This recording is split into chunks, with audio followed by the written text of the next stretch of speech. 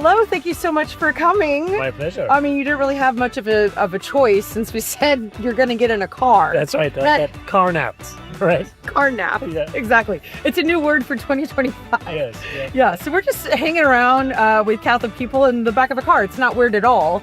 It's Nothing weird about this whatsoever. no. I mean, listen, we have AI, so at least This could in be fake. person. That's it. This could be. They fake. don't even know. That's right. Yeah, they don't know if we're real. Yeah. So, okay, so what shall I call you? May I call you Doctor? Do you go by your first name or your last name, or what? What do you like to be called besides your Excellency, which I know I was told that I can only call you that? No, you can't. Technically, I used to be provost, so you could call me Your Magnificence. You're magnificent. Because in the European universities, if you're a rector or a vice rector, that's Really? the proper address is Your Magnificence. I now have a goal in life. To become a magnificence. Yeah. No, I didn't have a goal, and now I do. I'm no longer. I'm just a humble dean. So just So I can call you Dean? if you want to, or you could call me Andrew. No, I don't mind, Andrew.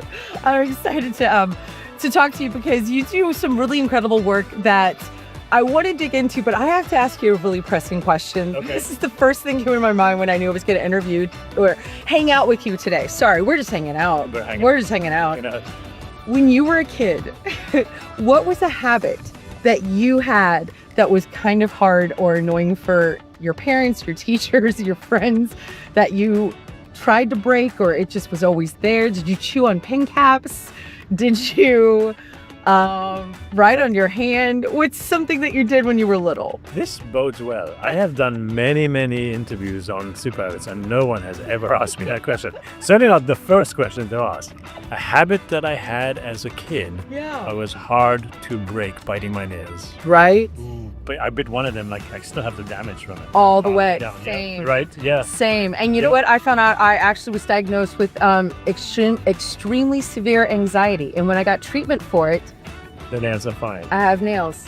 But my parents, I think, wanted to they were like, you are on our last nerve with the biting of the nails. It was that bad. I was like, Okay, mine was bad. It was okay, yeah. I feel like my parents loved me. Is this not group therapy right now? Is that what? That's what I'm really doing. I'm trying to get people to help me with my therapy. I see. So, all right. So biting your nails. How did you stop? That's a good question. So I was not a habits expert then. Oh, okay. So I just stopped. You just Because I was stopped. just like, this is ugly. I can't just. You can't just do it. Let's just start to hurt. If you get. It does hurt. It does hurt. I think I just got. You just interested in matured. other things. Maybe it You just sort of matured. went away. Yeah. And you, I won't ask you what your adult habits are. No, it's okay. You don't have to share. This is not that deep of a. I drink a lot. No, I'm just kidding. Is that why you asked me? No, I'm just kidding. We're in a car. Yeah. So, all right. So habits, though, is that's kind of your expertise. Why is it that human beings are so adaptable by changing just a little small thing? I find that really interesting. I mean, I don't know the animal world that well, but I think it's really cool that, as human beings, we don't have to do some big, massive change to really impact our lives. It's little tiny small things that we can do. Yeah. What do you think that is that makes us that way? This is just conjecture on my part, but so animals run on instinct. Right. So everything they do just is kind of pre-programmed. Right. That's how they hunt and kill and eat and sleep and so on. We have instincts, but we also have free will. Right. And the thing is, without habits, your free will, you could end up in a never-ending loop of what should I do next and this, and just overthinking everything. Whereas habits allow you to get some routines in your life so that you can make other things second nature that weren't, so make a decision, okay, this is the way I want to operate, that becomes a habit. I don't have to think about that anymore, and I can refocus my mental energy in other areas. So it's a very efficient way to run a free being, if you will. A free being. Right? So it's kind of like structure. It's kind of like Yeah. our emotional atoms.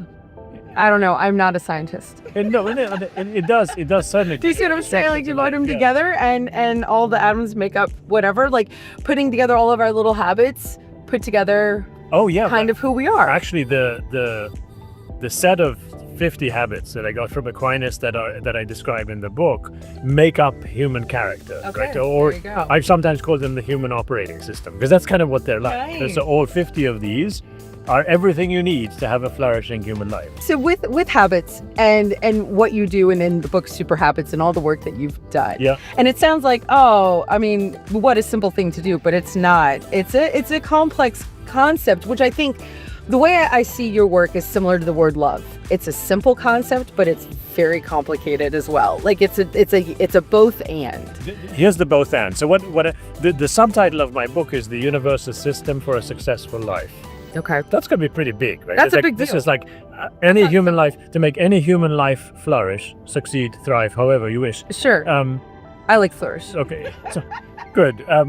So obviously that can't be like, take this pill. It's going to be bigger. So that's why there are 50 different virtues. There's a big fold-out poster in the back of the book that lays it all out on a big poster. So that's the complex part.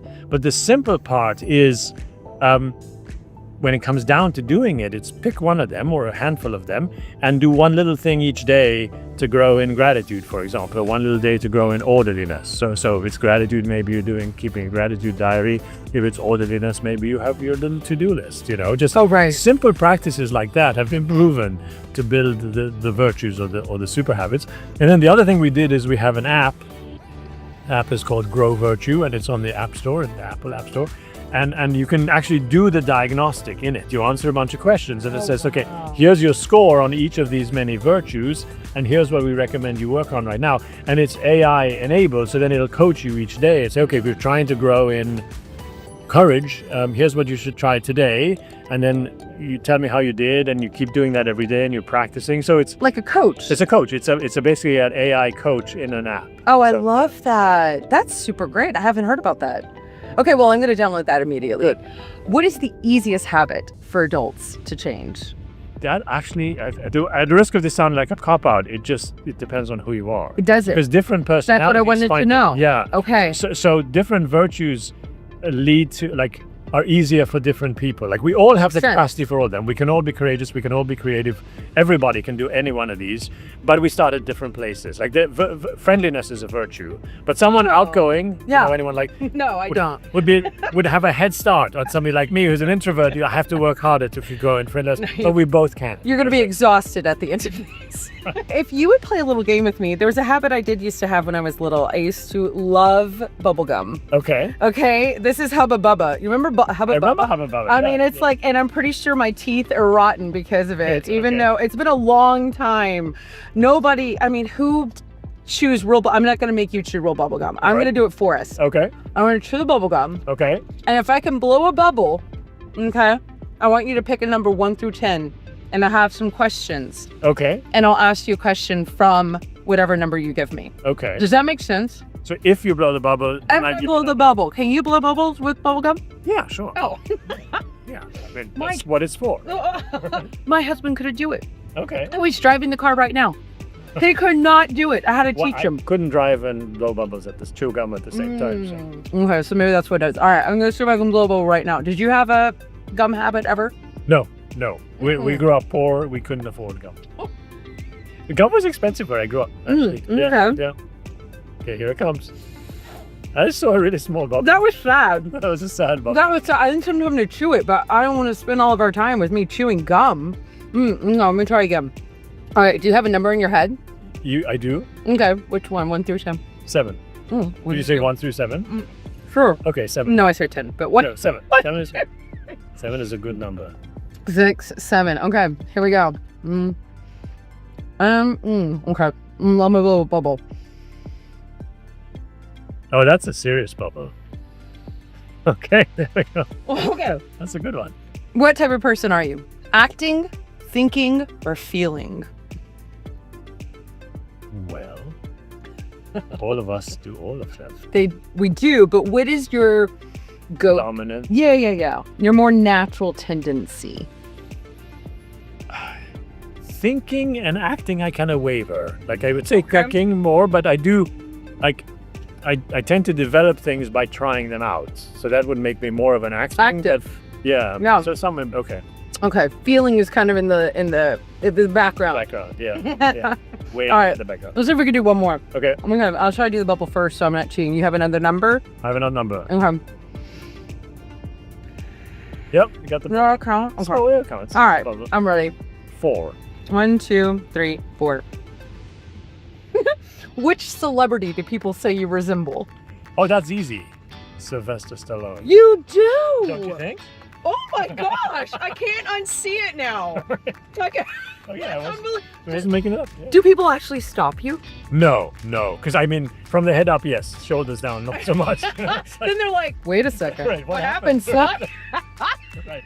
Something like that. Something like that. I have a friend that looks like a celebrity, and she can actually get like tables, like at restaurants. Oh, that's Like she really looks like a celebrity. Yeah, that's a gift. in the olden days, you could pull that off. Now, it's Now like, you can't. Yeah, yeah. Although AI, you could just be like, no, those were all filters. This is what Sylvester Stallone looks Looks like. like actually, like his body is. You're welcome. Yeah, that's right. Okay, well, at the end of this, I always ask my guests to sign my guest book. Oh, I have this little guest book of all, and look, I've got, well, look at you, you're so prepared. Oh my goodness. Okay, see, I even have markers, and you're like, I got this. So you can just sign your name, you can do a drawing, you could write, it doesn't matter. You're the boss of you. And I'm gonna ask you one last question. What are you the most grateful for? As you could tell my positive psychology love right now in the Catholic Church at this moment. Most grateful for is today the 5th? Today's the 7th. 7th. Falling behind. What are you the most grateful for in your faith and in the Catholic Church at this moment? Anything in particular? I mean, other than Christ himself, the sacraments and Right. Hey, put a pin in that. Being Catholic. What are you most grateful for being Catholic at this moment? Well, it's not hard. Has to be always this moment or just like for a long time? You get to choose. Okay. What will I know? know? Time, I love the work of St. Thomas Aquinas. And that's kind of partly why I did this book, because he's just like treasure trove of wisdom that just never seems to run out, Many other great things, but You're grateful for that. Yeah, I teach St. Thomas on private property. I teach St. Thomas on virtue. I teach such a range of things that he's wise about. So that's a car. You did really well. Thank you. You are creative. Look at you. Fly. Get on it. Who knew Sylvester Stallone was so Catholic and can draw? Thank you so much for being here. Pleasure. I really appreciate it. Thanks, sir. And you're now allowed to leave the car. Okay.